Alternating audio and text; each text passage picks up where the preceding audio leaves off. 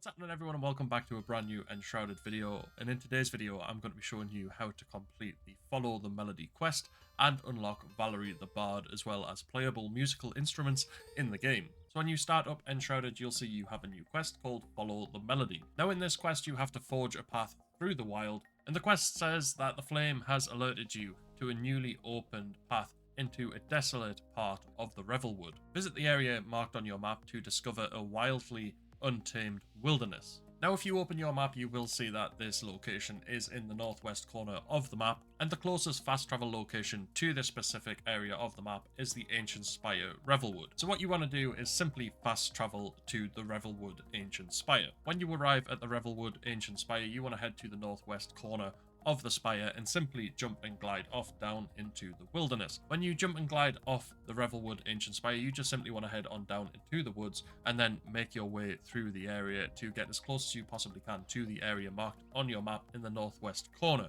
When you finally make it over to this area, you will see that most of it is covered in the shroud. There will however be a flame altar location that is peering out of the shroud, as well as some very large trees which you can land on the branches of and walk around on. You can see that's what I'm stood on now in this video. So as you can see, these trees are actually out of the shroud, so you can stand on them for as long as you like. When you are ready to head to the next area, you just simply want to jump off the branches and glide through the shroud. If you head straight down, you'll land in a new safe area that is also not in the shroud. From here, it's fairly straightforward. You just want to follow the path most of the way. There will be new enemies and familiar enemies in this area, but if you follow the path for the most part, you will be fine. The first area of note that you will come across is a sort of swampy, boggy area. Do not stand in the swamp. If you stand in the swamp for too long, you will slowly drown, or creatures will come to kill you. You just want to make sure that you're standing on the land as much as possible.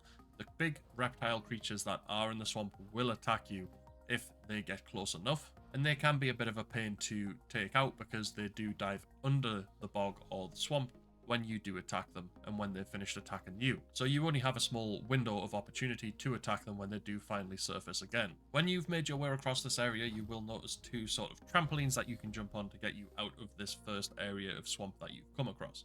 If you follow the path down, you will find new enemies, such as these purple, glowing, floating enemies that seem to multiply and then attack you. If you are a high enough level, they are easy enough to take out. They just are a bit difficult to hit, in my opinion. The next area you will come across of note is an enemy camp. Now this camp isn't too complicated. You can just run straight through it if you really want to, or you can fight all of the enemies and take all of the loot that is in there, but you just want to head on straight through the camp, whether or not you're fighting the enemies at all. Once you've beaten the enemies or just ran past them, just keep heading out on the same path you've come in on.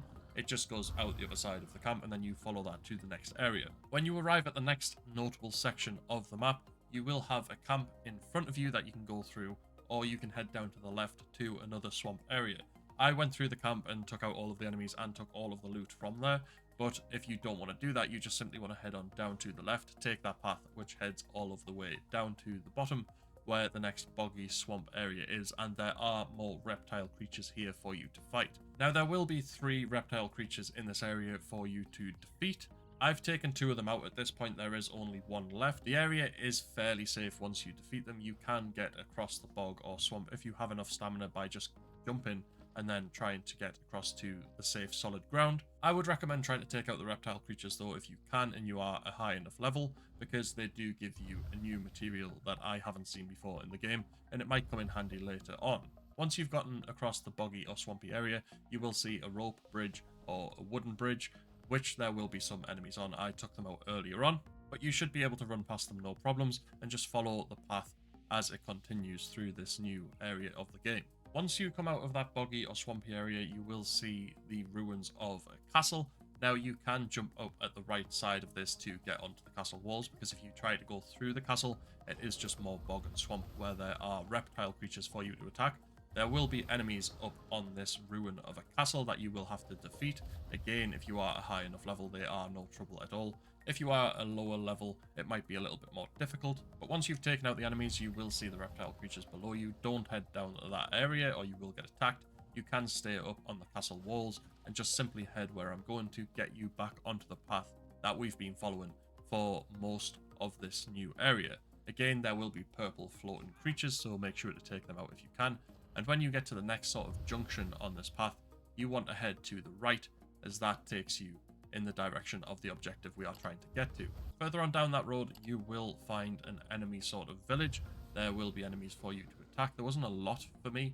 Again, they're easy enough to take out. You just want to follow this path through this village once you have defeated the enemies to keep heading towards the objective and potentially unlocking the Bard. After defeating the enemies at the village, you will notice a spawn point on the side of the road. You should activate that in case you do have to spawn back in at any point in this next sort of area of the game. But just keep following the path that goes to the right of the spawn point, which should take you down towards some wooden platforms or a wooden structure, which is our next key location. Once you've located the Snapjaw Tar Pits, you should just head down the wooden structure towards the purpley or pinky flowers, which act as trampolines to push you up to higher levels. There will be flowers there that will attack you, so once you take them out, you can start to progress to where you need to go next. It's really straightforward actually. All you want to do is cross the fallen wooden log, which has been hollowed out, which you can use as a bridge to get to the next sort of area where there will be more pinky purple flowers for you to jump on. You just need to actually get to them. So if you head round to the right, up over the rock that is protruding out from the sort of cliff face, you can jump down onto the flower, which will get you up to the next area you need to be. You need to be able to climb up to this second flower, which I did probably the wrong way because there was a grapple point. Then you use that and a glider to get to the next shelf, where you will finally be closing in on where you need to go as part of this quest. Once you follow the path again, you will come across some buildings which look like ancient spires in the game.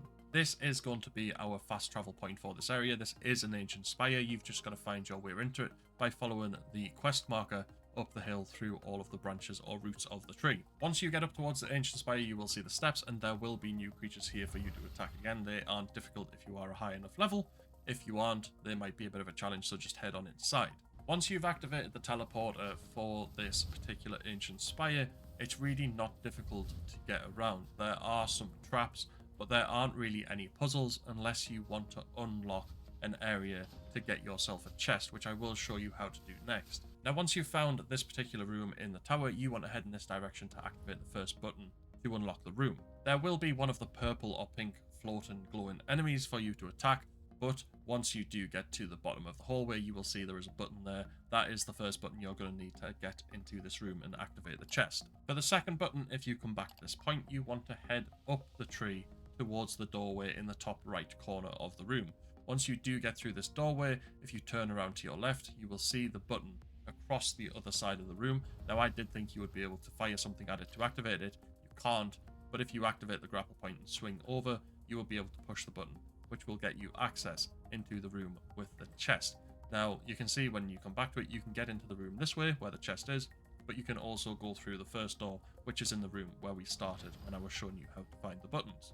So once you've reached the top of the tower and unlocked the ancient spire as a fast travel point, you're going to have to reach the Sunken City. So if you head out the north side of the tower and glide off in this direction, there will be a marker or a quest marker which points you in the direction you need to go. You can see the Sunken City in front of me on my screen, and there will be a puzzle you will need to solve in order to get inside of this Sunken City. Specifically, this area which we're going to land on. This was by accident. I didn't even realize this was where we needed to go, but this is the door you need to find the buttons to unlock. So to find the first button, you need to stand next to this respawn point and turn around and head south in this direction. You can glide straight onto the area where the button is. If you drop down like that, turn around, the button will be hiding behind some old vines, and it will be glowing if you haven't pushed it, so you will know where it is. To get to the second button, you want to come back to this respawn point, again looking to the north at one of the doors you have to unlock, and head to the west, where there will be a gold chest on one of the ledges if you haven't unlocked it already.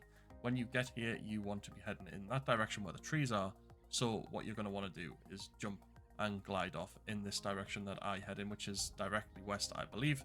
Then when you get over here, you want to head south and jump on over to this particular building here. Again, you'll have to use your glider, and you'll be able to climb up round through this tree onto this particular ledge where you will find the button. Now, a giveaway to where these buttons are, there are trampolines right next to them. You can see the second button is there. Again, it will be glowing if you haven't pushed it already, and then you can use the trampoline to get back to the main area. For the third and final button, you want to come back to this respawn point again, facing north, and head off to the west, where the gold chest is around this corner again, and you're going to be heading roughly in the same direction, but to the building on the far right of the screen this time. So you want to jump and glide off in this direction. I just tried to land on the biggest area I could to make sure I didn't fall off, and nearly did anyway. Then you want to head down south and round this area, because there will be a sort of broken down wall which you can climb onto, which will help you find the button. Again, next to the button there will be a trampoline which you can use to get back to the main area where the door is. When you finally get back to the main building where the doors are that you've just unlocked, you want to head down the stairs and into the darkness. It will start to light up as you head down, and you will see at the bottom there will be a tomb in which the bard is. Valory the Bard is inside there. You just simply have to interact with it to get her added to your summoning stick or to your game, or whatever you want to call it. When you've done all that, just simply head back to your main base, or wherever you want to go really, and use your summoning staff to summon Valory the Bard, which will help you craft musical instruments that you can use in Enshrouded. Now, when you go and speak to her, you will see that you will be able to craft a lot more items in the game thanks to Valory. You'll be able to craft yourself a large backpack and a medium backpack, a flute, a lute, a harp, explorer boots, pants, gloves, coat, and helmet. I haven't gotten around to doing any of that yet, but I have crafted myself a flute, which I went ahead and used straight away. But that is how you unlock Valory the Bard and complete the Follow the Melody quest in Enshrouded. I do hope you have found this guide useful, even though it has been quite long, but I just wanted to point out notable areas on the route to finding Valory, since the area is quite big, and if you want to just get straight to the quest, you can easily get lost. But that is it for today's video, so please do let me know down in the comment section below what you think of Valory the Bard, the playable instruments, and the general quest for the new area in Enshrouded. And also make sure to smash a like on this video if you have found it helpful and enjoyed it. If you are new to the channel and you've enjoyed the video and found it helpful, make sure to subscribe to be kept up to date with all future releases. But other than that, we'll see you in the next video.